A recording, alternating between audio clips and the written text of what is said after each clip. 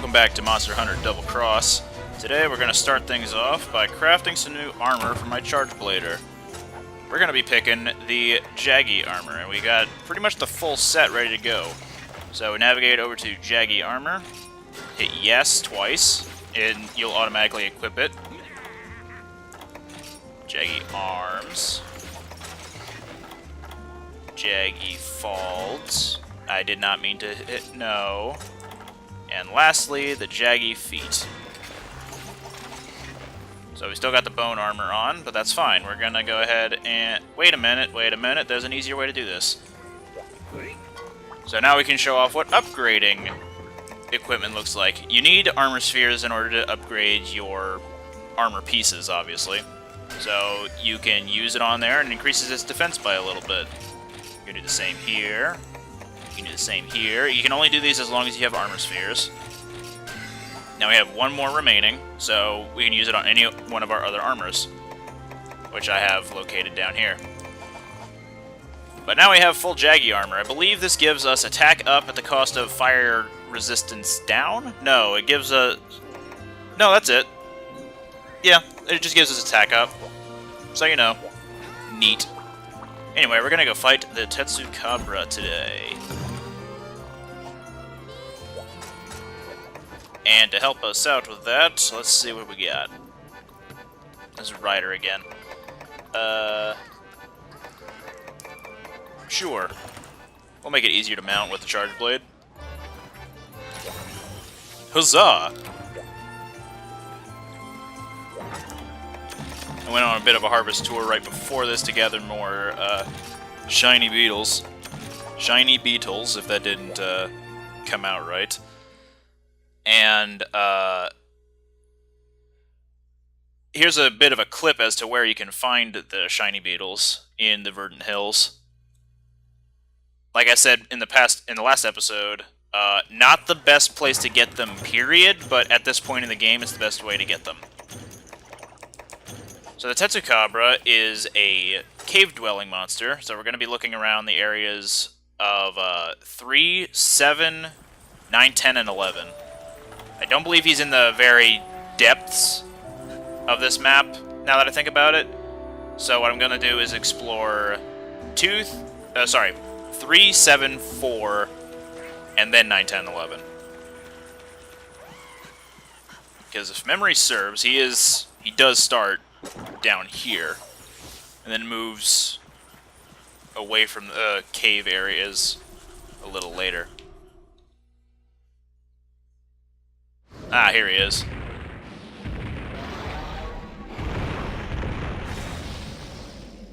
The true definition of a bullfrog. This guy is our first amphibian monster to fight in this game. And he comes with a different trait than most other monsters. He roars. The roars will stun you if you're too slow and are not out of his range, or if you can't guard it at all. Pretty much, when a monster first notices you, when a large monster first notices you, it will roar. And the roar will stun you temporarily if you don't have hearing protection or if you don't have protection at all. So with the Charge Blade, I can parry the roar, or just shield it outright. And here's one of the Tetsucabra's main draws, is that he pulls rocks from the ground and uses them to attack.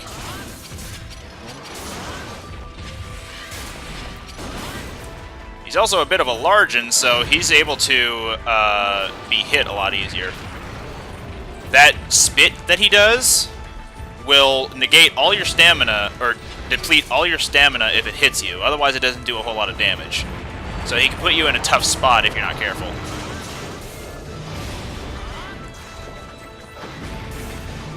The large rocks that he sends out will fall after a little while. And then he's also able to pull rocks out from under the ground in order to bite down on. Whoop. Like so. So he's just holding out a rock, and then he's going to drop it down and crush it. It has a bit of a delayed attack to come out at all. So be careful when trying to block it or evade it. Here comes the large rock. If we break his two tusks, we're able to stop him from pulling out such a large rock. And And also be wary of where he decides to pull out that large rock, because whichever direction he pulls it out from is the way it's going to fall. There's a roar, you can adept dodge through it.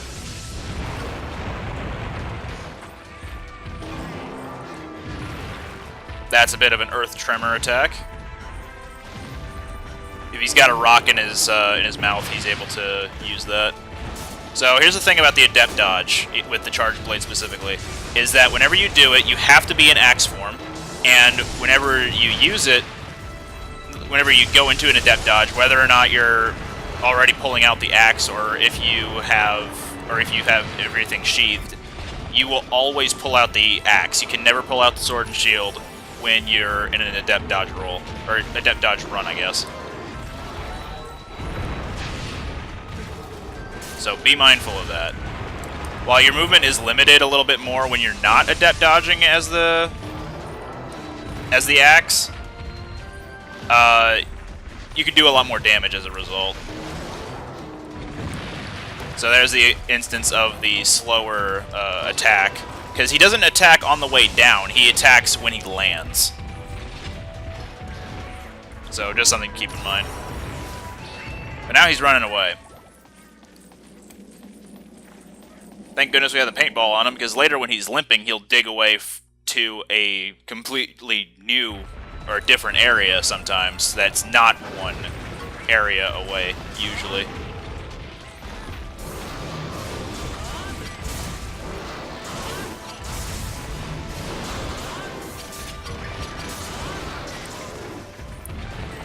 You can get up inside him, as seen there, to pretty much prevent him from doing anything to you. I'm going to go ahead and activate healing files.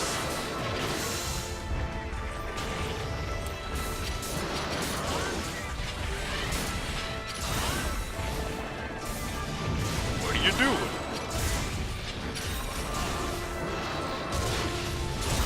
There goes one of his tusks. He should be getting mad decently soon. Also, you can parry this, but you can do a lot of damage to it, but it's not really in your best interest because it'll fall if you... Okay, let me rephrase that. You'll go through a lot of your weapon's sharpness if you do just try to attack it outright and destroy it, and even when you destroy it, you don't feel like you've gotten anywhere. You can pretty much just wait for it to fall and not have it do a whole lot in the long run. Youch. Get me out of here. And now he's exhausted, as you can tell by the drooling.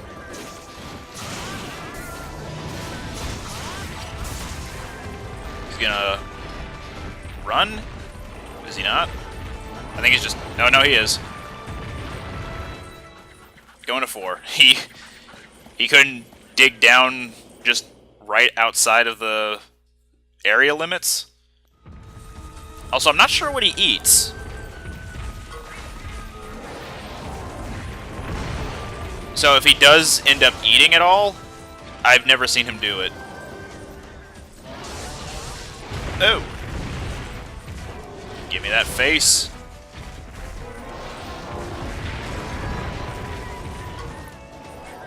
And off we go. Okay. I believe that was his front fin that the cat broke. The front arm. Oh, roar.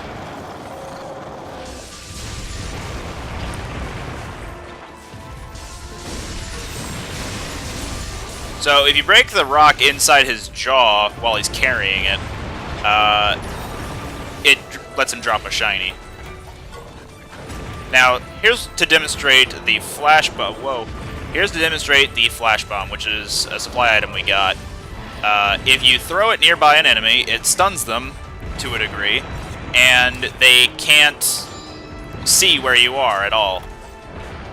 So for a few seconds, they will just attack all willy-nilly, not knowing where you are. So you can pretty safely, if you've got the distance on them, you can just replenish all your health, your stamina, or your weapon sharpness, whichever you prefer. Okay, let's see if I can dodge this. There we go. Bop, bop, bop. And nope. Healing file's back up and ready. I'm not sure if I'm going to even need it, though.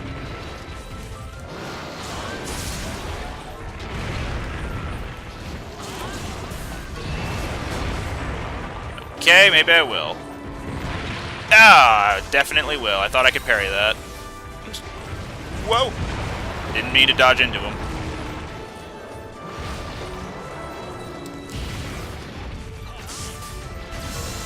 Okay, he's targeting the cats, which is good, because it gives me time to heal.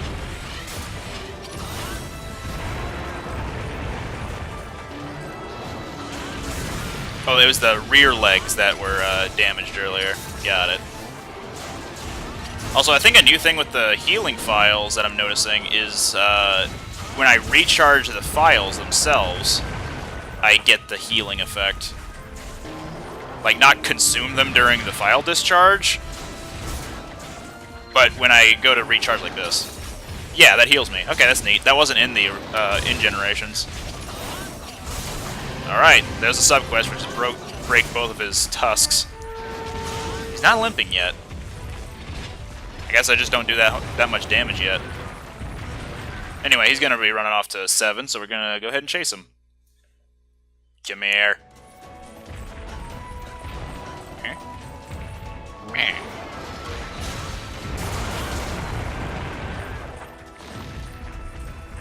And up and down.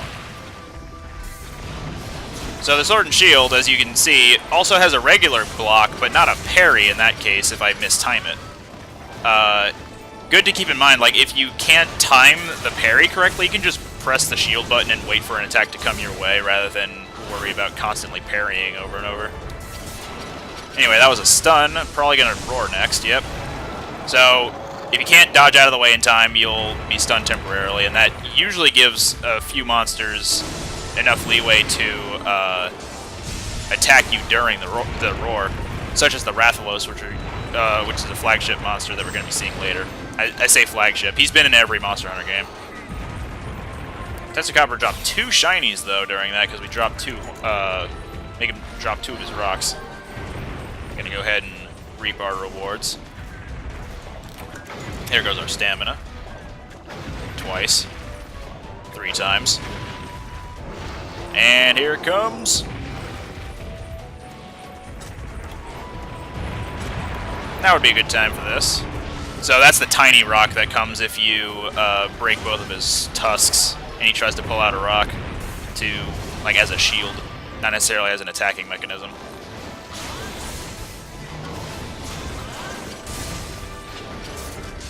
Boop. Yike! Don't you be roaring. That's a limp. Alright, we're good.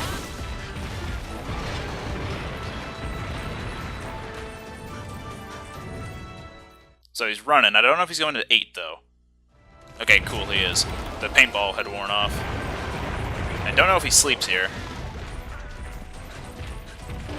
It'd make more sense to sleep in somewhere like 9 or 11. Ah! Didn't have to whack me out of the, out of being stunned there, cats. Which is handy to have around, but if they mistime it, you can be like, God damn it! So another one of the Tetsucabra's breaks is its back. Don't think I'm going to be able to land it on, though. Oh boy.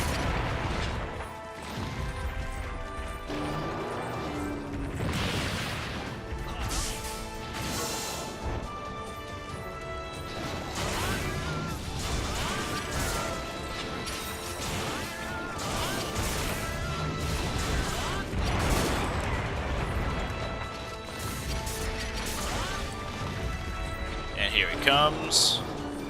Wacko. Up. And...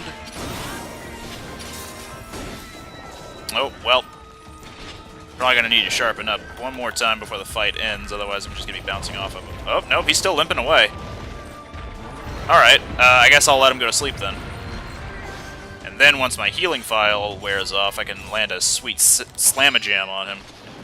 Now, we're going to pay attention to the to the icon in 9, the one that indicates where he is. So it's going to be moving now as he goes to find the place to lay down and sleep. All monsters do this, is they'll find their one spot to sleep. Sometimes whenever they run away to their nest, they'll immediately start sleeping. Other times you'll have to wait for them to actually lay down and go to sleep.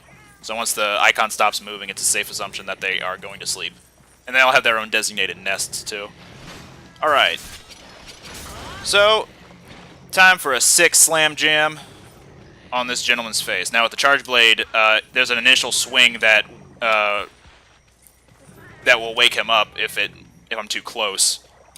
So I'm just gonna make my way slowly over to him. That's the initial swing. If it hits, it will wake him up. But I just wanted to make it so that he can't escape it. And we're good. Alright, that was a successful hunt.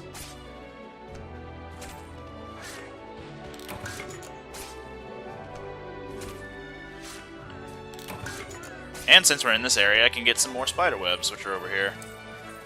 Spiderwebs are not too terribly uncommon, but they're nice to have.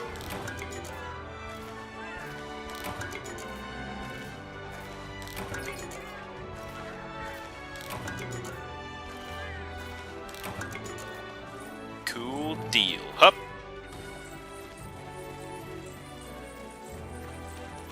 I'll get some herbs too, why not?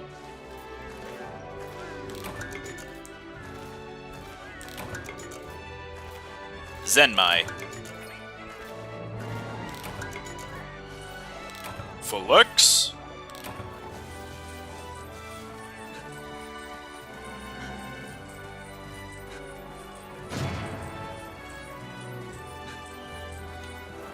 What's up, Tetsucabra? Sorry it had to be this way, but I'm not. So he gives off paddock oil, which all amphibians give. Just something to note. And otherwise, he just gives Tetsucabra-based, Tetsucabra-themed items. We got a lot of unlocks. Not sure what any of those said. I'll find out later, though. Oh, there's the Caravaneer from Monster Hunter 4. Ho-ho, now you can take on rank 3 quests. Sweet.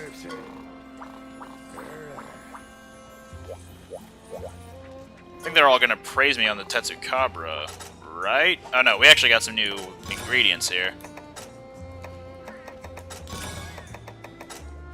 Then here, and then here. That should be everything. Yeah. Okay. You, what you gotta say? Just congrats on the Tetsucabra stuff. I believe Tetsucabra weaponry, or armory, rather, gives you health up. We can actually have a look at what that is here. Lipstick, ZL. Yeah, there we go. That's how you zoom in on it. Look at that face. That's demonic. I love it. Looks like he takes increased damage to water, though. Has a resistance to fire, has a low tolerance to thunder, has no weakness to ice, and a resistance to dragon. But he also gives 3 things points, 2 of them positive. And 18 base defense compared to our upgraded Jaggy armor at 10. That's pretty good. Do we have any new weapons we can craft? These are probably upgrades to the bone slicers, and I still want to make these, so I'm probably going to need to hunt a Blanganga eventually. That's a lance, not a hunting horn. Yeah, we have a Tetsucabra hunting horn. White, cyan, and blue notes, and it has a negative affinity. I'm not sure if I've gone over what negative affinity is yet. Yeah, pretty much where affinity will increase the chance of dealing crits, or rather, a percentage chance to deal a crit damage, like doing 1.5 times the normal attack power.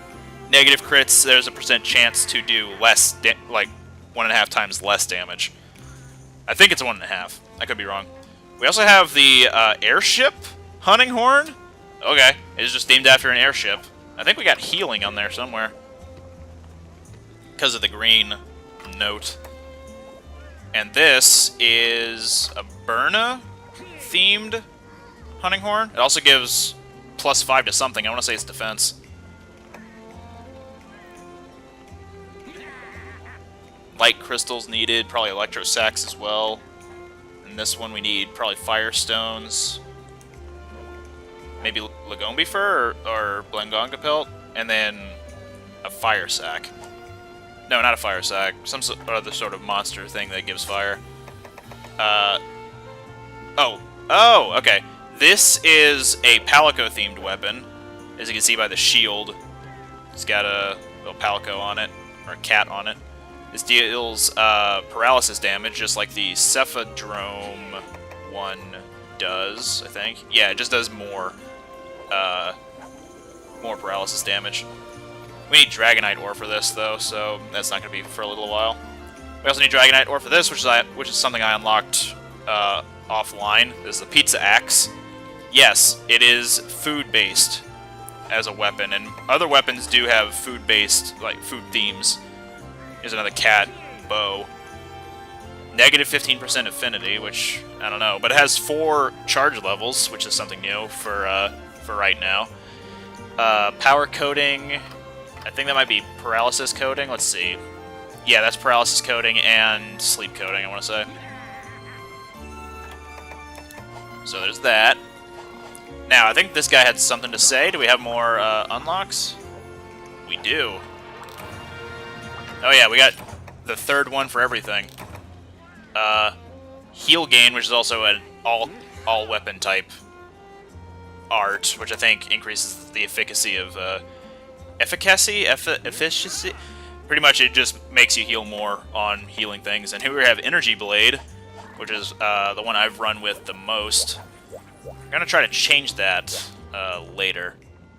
As in, change that meaning not gonna try to use it as often in this game versus Generations. Anyway, I'm gonna pull out the hunting horn, and we're gonna see what other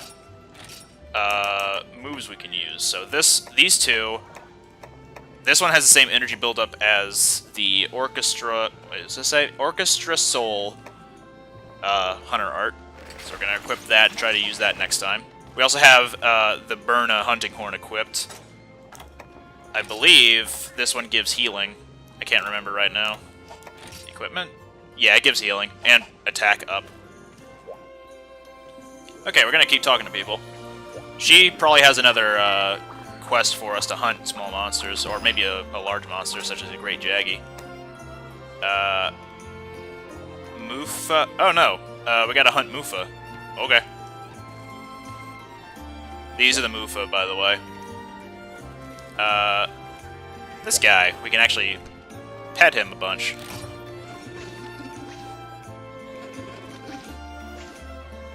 Yeah! Yeah! Pet that Mufa. He loves it.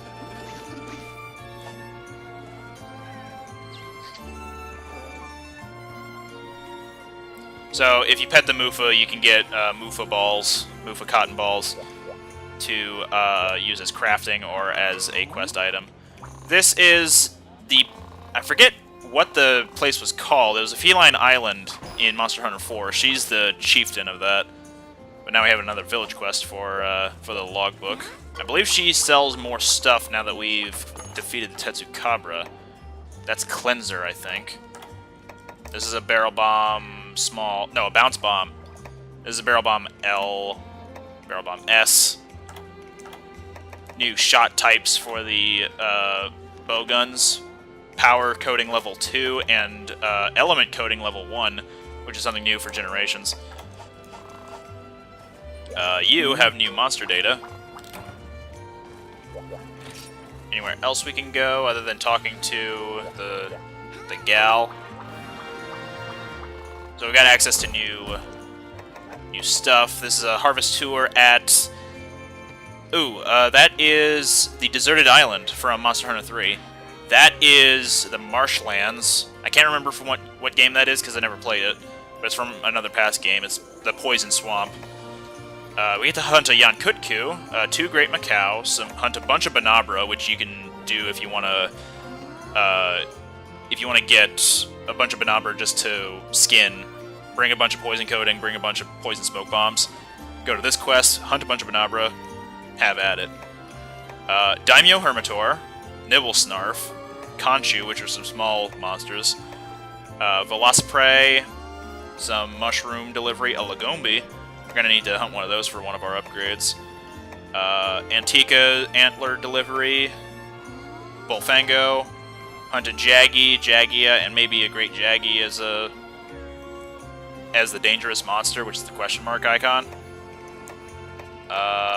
Some Hornitors and Vespoids. Deliver some Royal Rhinos, Royal Beetles, some account item bugs. It's a pretty good variety here. I'm looking forward to hunting a lot of these, actually.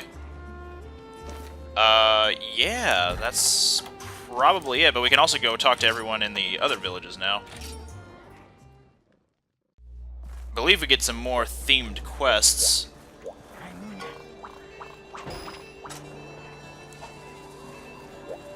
And this guy is the, I can't remember his store's name either, but he's also from Monster Hunter 4. He's part of the caravan. This guy, probably also from a past Monster Hunter game. I don't know. I'm sorry. I'm not that well invested in the series.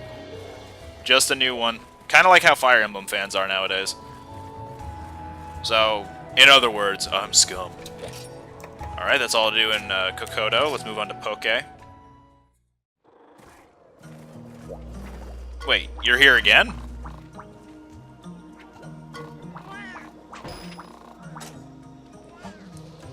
Huzzah! And then the chief has something to tell us. Probably another quest. Let me go ahead and check what those two quests are real quick.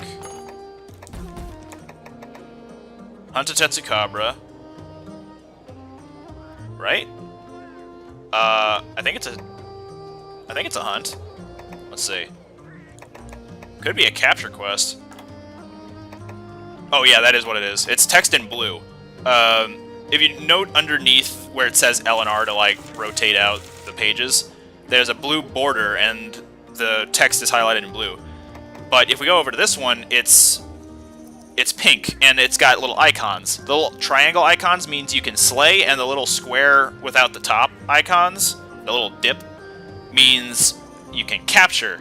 And the blue ones means you have to specifically capture, and the red ones mean you have to specifically hunt. Pink ones mean you can do either one. So we're going to have to do our first capture quest soon. And I'll probably have to demonstrate what the capture quests are on a different quest. Here we actually have to hunt a Yankutku for the Verdant Hills for Poke. Or not for Poke, for Yukumo. Not Yukumo. Dang. For Kokoto. Jeez. We also have to hunt a Kezu. Yeah, I don't like Kezu. Yeah, that's it for those two. Anything else we can do with Poke? Nope. Alright, moving on to Yukumo now. Moga Farmer. Actually has a village quest for us now. And the Palico Armory seems to have something. Okay, we need to deliver that to the to the housekeeper. Pretty sure that's the case. I just need to figure out what is what in there. So that's the Bath Cat Tendant, I think. Oh no, a Locklack Guide. Okay, so he's from a different Monster Hunter game as well. And then this is the Moga Village Sweetheart, who, in this game, I know you can unlock her as a housekeeper. You can change your housekeeper out after you fulfill certain requirements, and then have them just hang out in your house, rather than just the typical feline that's kept in there. So that's something. Now, let's see what quest we got from Yukumo. All over here. Deliver some Gargwa eggs, okay.